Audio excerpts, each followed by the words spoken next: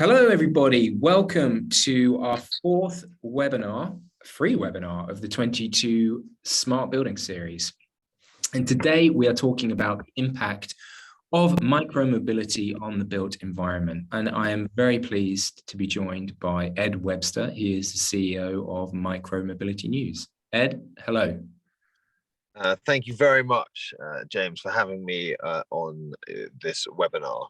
Of course. Thrilled to be here. Of course, you're very, very welcome. And I've been following your site. I think it's very interesting.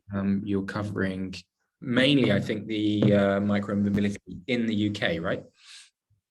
Absolutely. And I want to, for those who are listening, to understand that the UK has a nuanced evolution of micromobility because of our historical legal precedent of what is cars and whatnot. So it is, I do strongly believe that it's a separate case to Europe and America. Okay, great. Well, we'll certainly get into that. I mean, basically the crux of today, of our discussion, is going to be discussing what we believe between us is the impact that micromobility is going to have on the built environment. Not just buildings, but also our the wider kind of built environment as well. Before you get started, Ed, I'm going to just let everybody know that a couple of things. First of all, we want to make this an interactive session. So if you do have questions, please put them in. I think it's going to be pretty freewheeling today. So if you do have questions, type them in to the Q&A box. You should see that at the bottom of your screen. There should be a button for that. And I'll be able to see those, and we can take them as we go along. And then finally, we are recording this session, so we're going to put this up on our website. It's going to be on our YouTube channel as well, so you'll be able to find that tomorrow. And of course, please share it with your colleagues if you think they're interesting.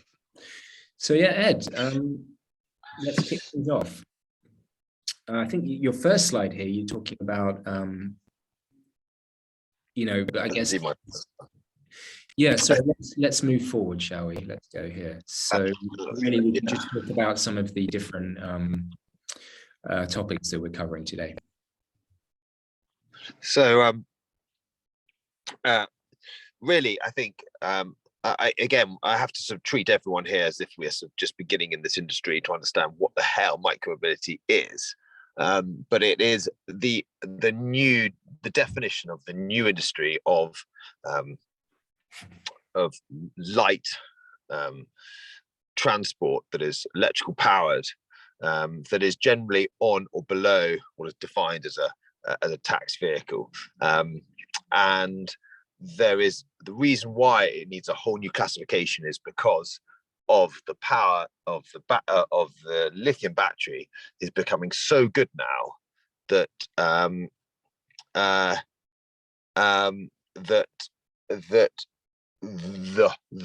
this bubbling wave industry is growing in a way that no one really knew 5 years ago could go, and the battery tech is like a proliferation in the same way the mobile phone was powered by the reduction of battery space and the proliferation of the mobile phone industry into a whole new industry is the same which is happening now around micromobility. So I've just got someone trying to get in, actually, just messaging me. I'll keep. So yeah, that is why it's a whole new industry.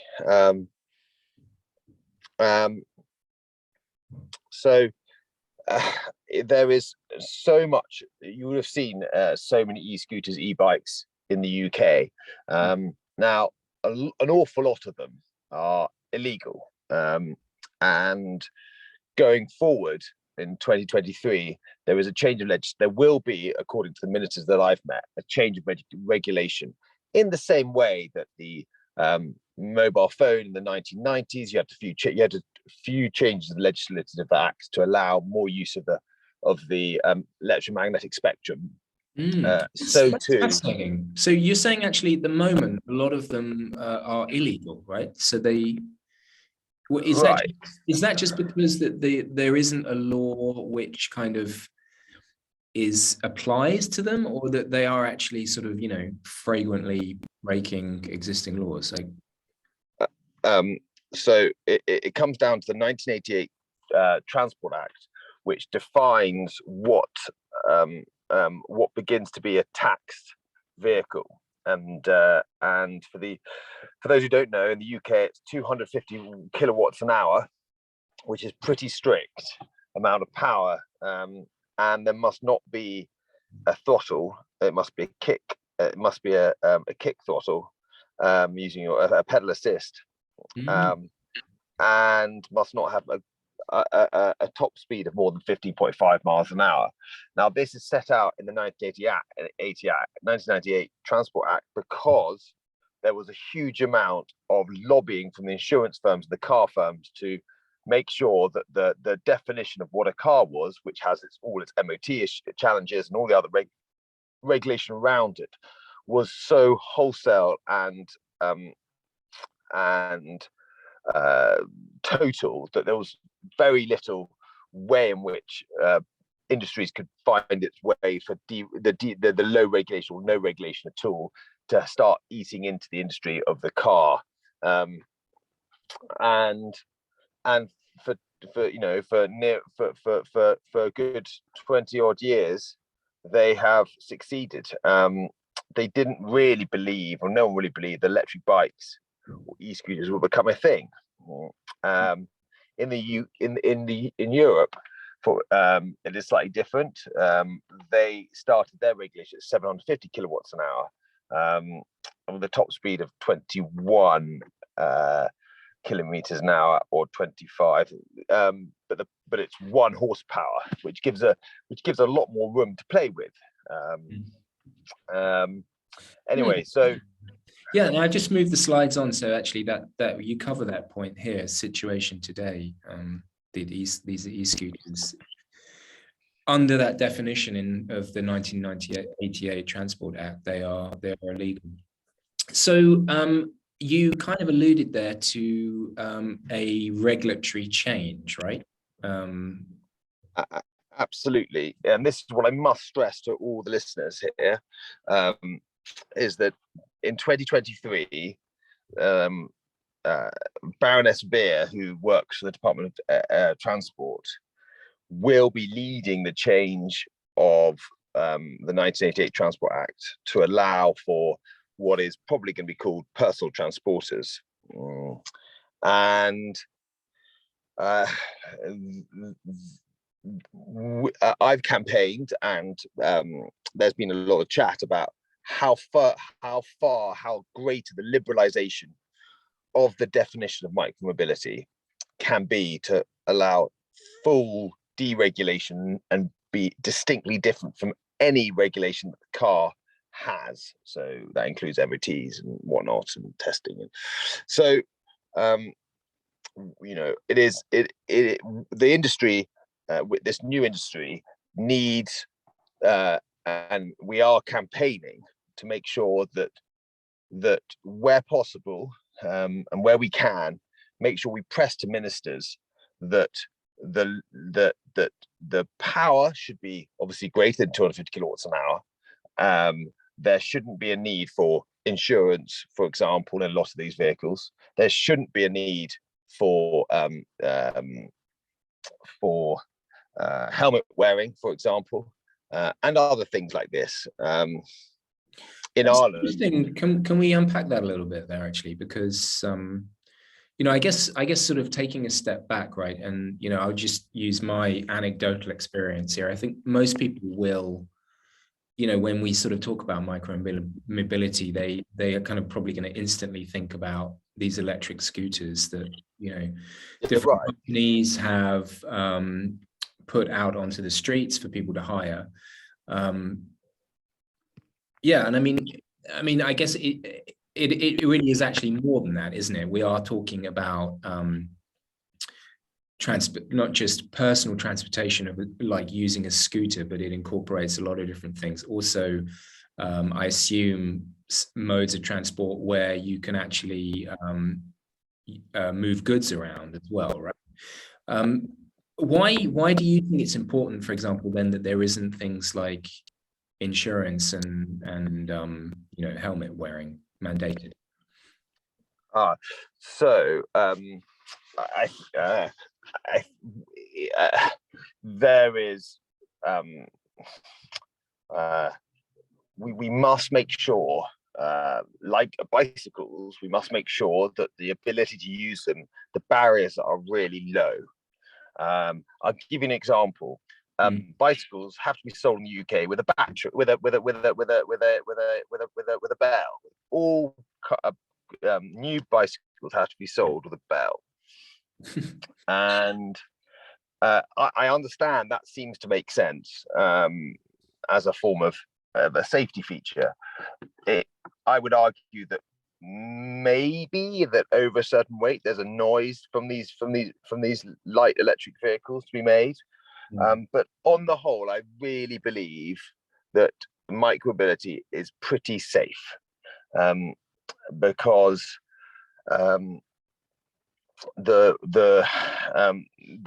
because the ability for the rider to have something that isn't heavy, the whole point is a micromobility is they are light, and that thus to me that is the greatest ability for safety.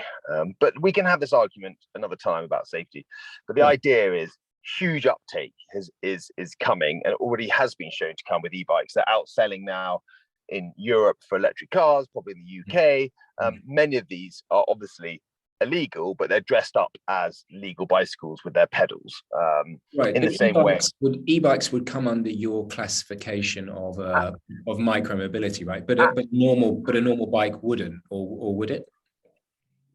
So no, micromobility is electric powered. Okay. So a bicycle, yeah, so it has to be an electric bike. But this really is about the future exploration of what a battery powered lightweight vehicle, what it actually can do, and the regulation around it, and how it seems to be the transformative piece of tech that is going to transform our urban and our built environment. Right, and I think that's sort of the crux of, I think, like things that I'm interested. If I sort of put on my hat of like who people I think will be listening here, our audience. Like, and again, you've shown some photos here, I think, of what they would be interested in. So, for example, people who are involved in commercial buildings, or let's say building design, or even urban planning, right? I mean, what do you envisage is this change perhaps in urban settings if we're moving away from, let's say, cars or cars for personal transportation, moving towards these more sort of lighter vehicles? What does that mean for our urban environment? Low traffic neighborhoods are a good example. Like, you don't have to have regulation now to have low traffic neighborhoods. They're coming naturally. Roads are getting traffic is getting pushed onto fewer and fewer roads, and that means that micromobility has the opportunity to take up the space and use the low traffic neighborhoods, which don't which are essentially preventing cars to go through. I'll give you an example. Up in Highbury, Islington, they've got low traffic neighborhoods on either side of the main road. It takes about an hour to go during the day to go about 1 mile. But if you've got a cargo bike, you can skip through the whole thing through the low traffic neighborhoods in 5 minutes. Now, I don't think people who design low traffic neighborhoods realize this, but that's the result of it, is that it's getting people out of their vans, it's getting them on into their cargo bikes, and they are flying through these low traffic neighborhoods with very little impact to the environment, and radically improving their own productivity. Now, I've got that slide there.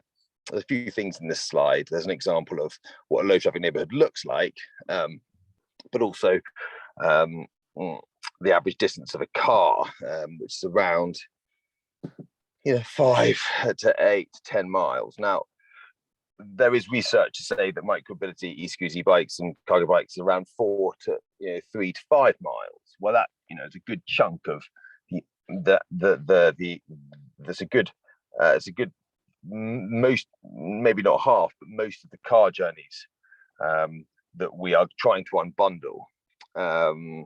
And from a top line thing, our country is getting more urban. We're living in a more urban country. There's going to be more low traffic neighborhoods. So just from facts, we're going to have more restrictions on cars, which gives us a huge opportunity to maximize micromobility in the areas that cars are restricted out of. And in 2023, when the laws are going to be changed, this will be the starting block for massive innovation in this space. As I say, mobile phone technology in the 1990s needed a few changes to the law to proliferate, and so too are we in exactly the same space now. Some tweakings of the law will allow far greater innovation in micromobility. And what does that actually look like? I imagine we start seeing quad bikes, tricycles. I see obviously cargo bikes getting fun. They already have trailers in some examples, but you'll start seeing them becoming four-wheeled. You'll start seeing you'll suddenly see that they'll become, the desire to park these things will become, and charge them, which we'll come on to in a bit. The infrastructure that is needed to promote micromobility will start to come. And an example would be the battery swapping tech that is coming out of Asia now. And I'm not sure if we haven't talked about this yet, but one of the things I want to stress today is to know that I strongly believe that battery swapping tech is going to be one of the great enablers of micromobility. And for those who run the built environment, they need to be aware that looking at partners, looking at the battery swapping tech, looking at partners, looking at the companies that are floating now, and knowing that, and choosing partners to promote the battery swapping. Okay, so that's interesting. So, for example, if you're designing some kind of commercial building, I don't know, let's just say an office space, you could or should have some in the future, some facility to be able to swap a battery out, right? So let's say some of your employees come to work, they're then going to want to bring in the battery, swap it out for their return trip, something like that. Something like that.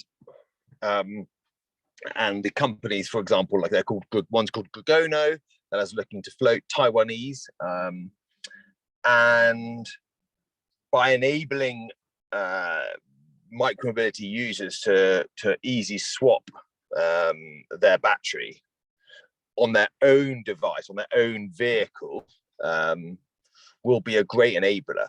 Now we see this already in the big e-scooter companies like Tier, they and Bolt. They very much are beginning to promote themselves as this battery swapping, how do you call it, like a sort of collective where all their e-bikes, e-bikes, scooters and mopeds are all in swappable batteries. Now I'm going one step further, and you actually can have banks of batteries that can go on a range of different vehicles.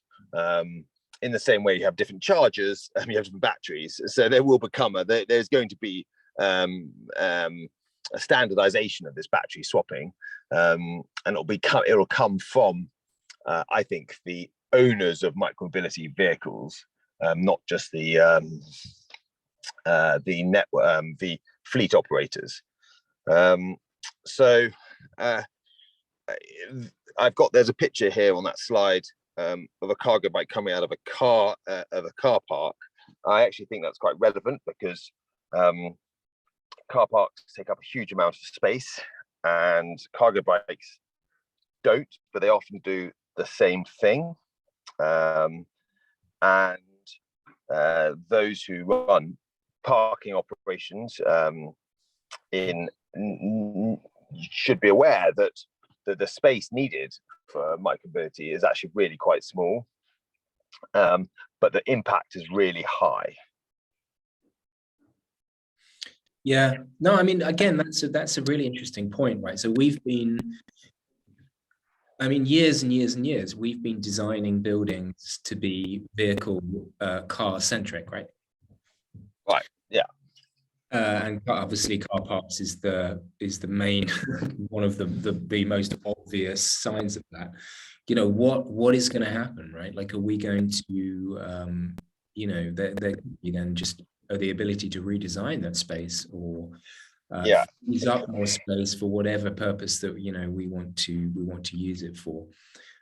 So yeah, that's something else to think about as well, because I mean, even again, I think this is a difference between, let's say, you know, a very obvious difference between, let's say, like US cities and European cities, just how, you know, how car parks are designed, and, you know, there's a lot more space in many US cities, and you see a lot of these kind of sprawling car parks where, and in Europe, you don't see it so much, a lot more underground parking, for example, in urban built-up areas. But again, that we could be repurposing that for different, more innovative uses. Absolutely. I had a question for you, actually. Again, I mean, I guess it's sort of relevant to that image in the top left. Like, you know, I'm based in Sweden. I'm not based in the UK anymore, but one of the issues I see here is with like docking of some of these mobility scooters. I mean, scooters is the main problem as far as I see, right? They're not, of course, one of the advantages is people can pick them up anywhere, right? But then the disadvantage is that they're being left, you know, strewn over pavements and in some cases the road as well. What is happening here? Are we just in some kind of like unregulated kind of half house, right?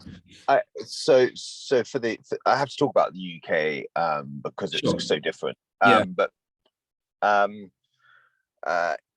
So scooters have only become legal because of a license for this trial that I'm sure everyone knows about.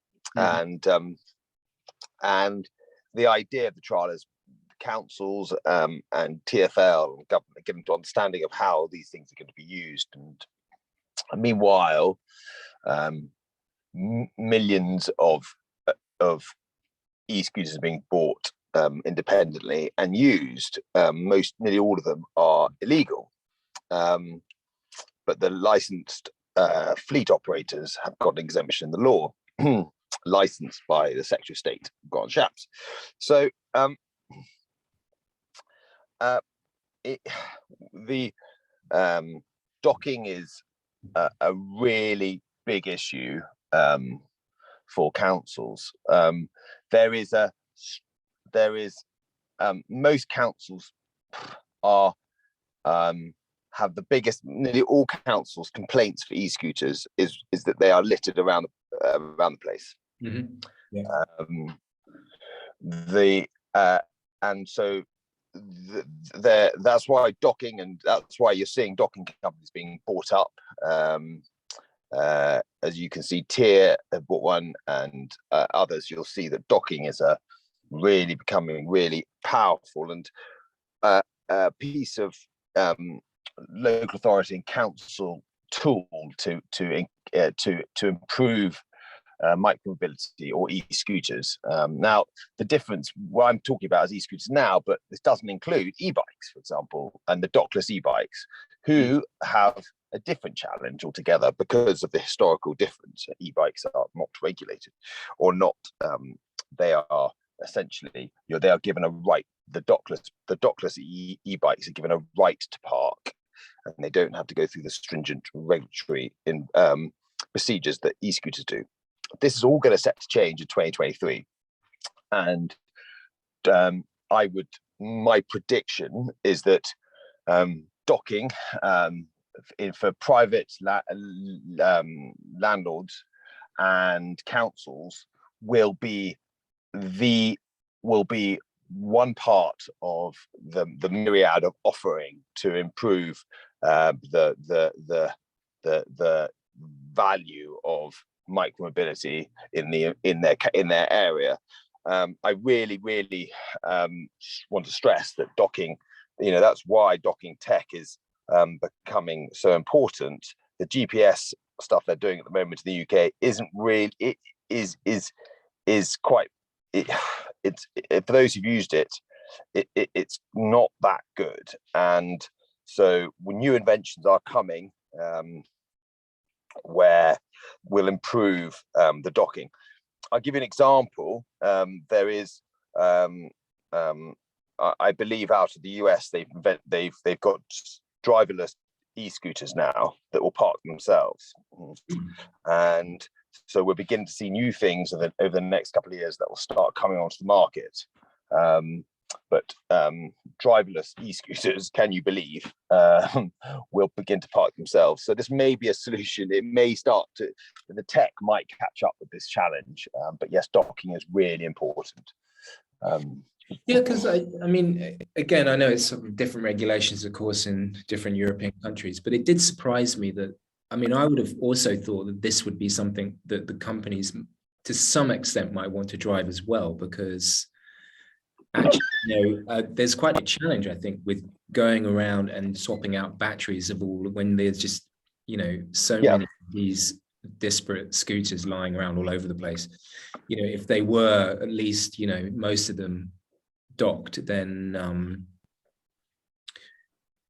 it would perhaps save time and effort, because I suppose if it's docked properly, you should be able to charge it at that docking station as opposed to having to swap out the battery.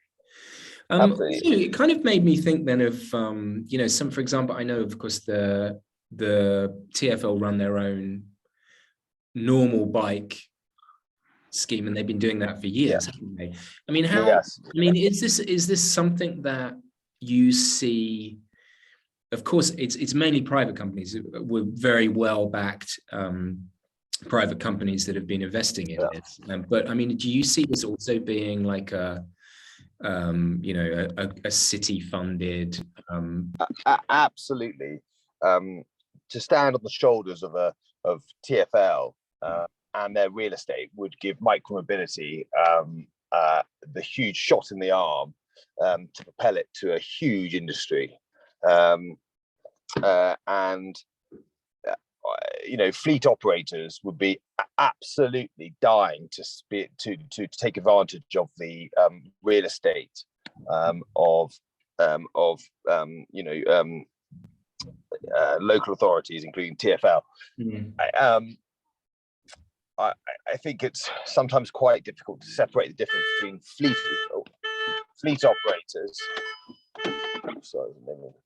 operators and individual micromobility owners. And I think landlords and the built environment need to understand that the fleet operators will generally look after themselves, and they'll have their own strategies. For those who run the built environment, we need to look at the individual who owns their own micromobility and see how they can encourage the use of. I can give you an example. Not far from where I live, there is a Shell garage right in the middle of town, and obviously lots of car parks and parking, as well as fuel to fill up your car with fuel. But there's no space you would ever think to be able to swap your battery or charge your vehicle or even fix your vehicle, flat tire, for example. And this critical piece of real estate in the heart of a community that has previously driven has enabled traffic. I have to say there is a Waitrose supermarket in the Shell garage. Now, what I like to see is for Shell and those who run these critical pieces of community real estate to start adding the propositions to encourage micromobility. Obviously, it's going to become so much easier when it becomes next year, because it become ratified in government that this is actually a new industry. Because at the moment it's really cottage. Yeah, no, I absolutely. I mean, look, like most sort of new industries like this, it's very chaotic at the start, and that's certainly the impression that micromobility gives. But I mean, again, like you said, I think you're right. I think it's like almost a no-brainer for some of these like garages, right, to partner with the companies that offer these fleets and then provide, even if it's just docking stations, but as you said, other services around that. I think that's obviously going to come, but I guess they're waiting for the law to change, aren't they? Absolutely. Yeah, I had a question as well, because I mean, clearly there is some sustainability play here as well, right? I mean, again, anecdotal, but I see now here where I live, e-cargo bikes being used by a lot of different delivery companies, right? And I think clearly that they're using them to bring down their emissions, especially on like last mile delivery. Yeah, right. How do you, because I was sort of fairly, with the scooters, I was sort of fairly unconvinced and have yet to be convinced about what the sustainability credentials are like, right? Because to me that would sort of be based on the fact that they're replacing car journeys. Like, I mean, well, doing that and to what extent? Yeah, I agree with you that it might not be the best example, but the van is really, if you talk to the cargo bike operators now, who are renting out their cargo bikes for delivery, it is the vans that they're going after. And they too need to be encouraged, because there's lots of things in the built environment that they could do with as they develop. And the van, both electric and internal combustion engine vans, still create traffic. And I think if there's anything that one of the things I really want to get across here is that micromobility traffic is as bad as electric vehicle. It's bad whether it's electric vehicles or internal combustion engines. It's still traffic. And so micromobility can get around both the emissions and the traffic, and increase speed and productivity with the cargo bikes, with the electric bikes, with the scooters. And so once you realize that, it suddenly opens up a huge amount of space within the urban and the built environment. And we now have a solution that is beyond the car or the traffic producing car. That's the exciting part. And a lot of people don't realize this at the moment. But they once you see beyond, what's the difference between an electric van and a cargo bike? But once you understand the difference, then you suddenly see the power. I suppose it's like almost different tools for different, purposes, right? Like, I think like you could see, let's say again, use the example of a delivery company. Like, I think they'll be using a mix of vehicles probably for that last mile delivery. Right. And, again, like you said, even if they reduce their fleet to, I don't know, 15% of which they turn into e-cargo bikes, that is going to have an impact on traffic, you would hope, right? Absolutely. There has been discussions before. I've had discussions before around looking at how train stations can become mobility hubs and micro-mobility hubs, and train stations are often in the heart of an urban environment. They are often very exceptionally well connected, and they're a great place in which micromobility can be serviced, whether it be servicing your cargo bike, your e-bike, with battery swapping, and support. But also it comes down to the billions of parcels that are delivered every day in the UK are mostly in an urban environment, and they are mostly near train stations.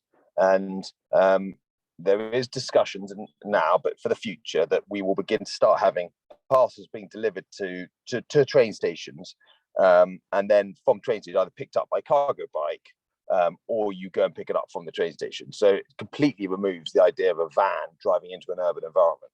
Mm. Yeah, absolutely. I see some of these images here, like I guess that one top right that's an example of battery swapping technology. Yeah, right? battery swapping. Yeah, absolutely. And that one at the bottom there, I guess that would be that could be an example, right, of how I guess you repurpose car parking space to account for micromobility. Yeah, right. Absolutely. Especially in a covered environment, which car parks are so, which are so well served on. A covered car park is a perfect place to put a battery swapping, unmanned battery swapping station. Mm. Mm. I can see now how, I think we can all see how this is going to develop, both for independent operators of micromobility and the fleet operators. They'll all have their battery tech swapping provision. I think that was something else. Oh, sorry, go on. But it's up to to find your partners, really. It's finding that battery swapping partners. Because I go on. No, I just another question that occurred to me as you see one of the, like, you got a photo there of one of the bikes of one of the fleet operators, right? Yeah, that's like there seems so many different vendors. I mean, what is your take at the moment on the vendor landscape? Like, it seems to be so chaotic. I mean, are there is it sorting itself out? Are we seeing like companies? So we just call them fleet operators. The very well backed fleet operators are. There is good research to say that 3 operators per one urban environment is competitive enough and organized enough. And I believe that's right, because I think you're speaking from Scandinavia, where I think in Finland or in Sweden they reduced it down from 12 to 3. I wish that was the case here. Right, yeah. It's still, I don't even think I'm in Stockholm. I don't think they've limited it here at all at the moment. But they have three operators per urban environment. But this is all set to change, because at the moment councils are taking their lead from government, and government's saying it's not legal yet, so we don't quite know what to do. There is something called Section 106 money, which is a council term for basically a bung of money to allow commercial operators to use councils. And in the UK, there has been huge amounts of money spent on Section 106 money. The West Midlands operator, where there was only one, paid upwards of over 10 million to be the only operator of e-scooters in the West Midlands area. And that is the council chose that model because they were getting paid the most cash. But this is all set to change when the laws change, because the councils won't be they won't be allowed to do this. You see, there'll be far more restrictions on what councils can charge, and there'll be huge amounts more competition. Yeah. So you've seen, I mean, I've sort of briefly seen some of the amounts of money that have been invested in these companies. It's incredible. We're talking about $100 million rounds of funding, right? I mean, what are investors seeing the opportunity here? I mean, it doesn't end with scooters, does it? Clearly. No, it's the battery swapping powered fleet operators. So battery swapping is the key to all of this. Once you can battery swap, then you have a closed loop system, and it's easy for fleets to manage, and it's easy for users to manage. And as you see, it is really it's the iPhone moment of this industry. It's the standardization and the development of battery swapping tech for both owners of individual micromobility vehicles and the fleet operators. Yeah, but again, look, I'm sure they've got a long-term strategy and plans for how they're going to develop their businesses, but I mean, does it involve, I mean, are they going to, because at the moment they seem to be targeting individuals, right, who use these. I mean, use cases I see, let's say people going between meetings in town, various things like that. But surely that's not going to, I mean, are they looking in the end, do you think, to provide this fleet to commercial use as well? Right. Yeah, absolutely. I mean, there were lots of examples of, I mean, I noticed both Lime and Human Forest in London were giving commercial rates to delivery delivery drivers and Uber Eats scooter drivers, and so they are doing it. And as you know, places like Zumo and others, they're all beginning to, they're the fleet operators, they're the white label fleet operators of the food distribution businesses, and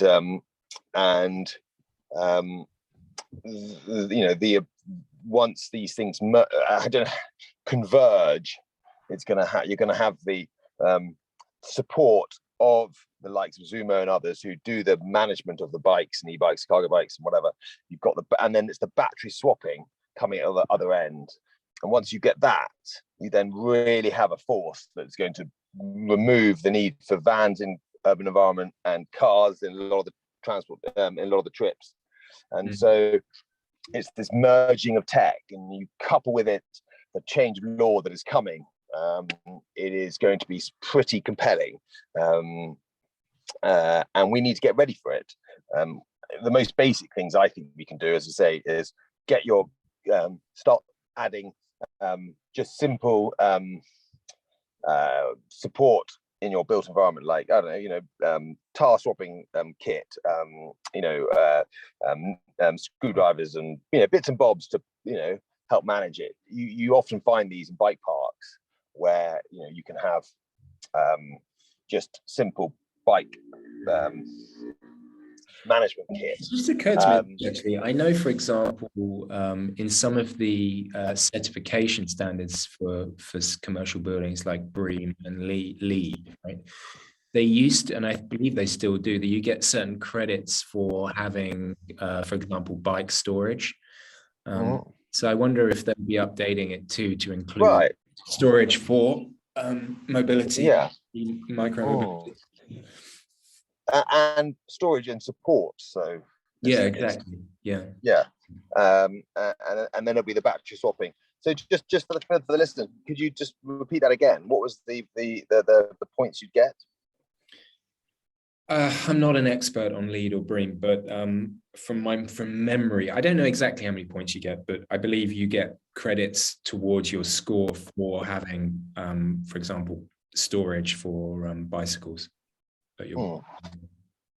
So exactly. So this is for around the environmental reporting. And again, I mean, this image here you have right on the top right of that City of Westminster vehicle. I mean, I think that is probably one of the most compelling examples of where perhaps these micromobility fits in, right? Because of course, City of Westminster, that they're trying to reduce, go net zero this is the way they're, reduce the amount of emissions from their vehicles they're using. And I mean, I don't know what that vehicle is doing, but I assume it's some kind of cleaning, right? Waste collection, yeah, picking up the bins. And I wouldn't be surprised if the next, environmental laws around the built environment include how are you reducing the traffic to the built environment. So if you build a car park, that's all very well, but that you are encouraging, I think it's called implied demand. It's like if you build a new road, more traffic, you end up having more traffic, if that makes sense. And so, no, absolutely, and they've proven that, haven't they? Like, for example, when you add an extra lane to a motorway, it actually generates right, traffic, yeah. right. No, So yeah, that's an interesting point. I don't think at the moment, I don't know. I don't know how these green certifications take into account of parking, but you're right. I guess if you are providing car parking, then you are facilitating that. But I guess you also should be providing parking for electric cars. Yeah, right. Well, electric cars one thing, but that's still traffic, isn't it? But you provide parking and support for the micromobility that is coming. The image on the left is the Shell garage in my community, right in the heart of the community. There is lots of car parking spaces. There is a Waitrose in the forecourt, and there's it will be transformative for electric bikes and cargo bikes to be serviced or supported or parked in a way there, because it's at the heart of the community. So it's encouraging traffic, obviously, because it's a petrol station. There's also got a supermarket in it, and so supermarkets, obviously have demand, and let's encourage them to say, look, don't drive. We have the network, we have the support for you to take your micromobility vehicle to us. Do what you need to do with us. Fill up your car bike, your electric bike, your e-scooter, whatever, or whatever's coming down the track, the tricycles, bicycles, quad bikes, you name it.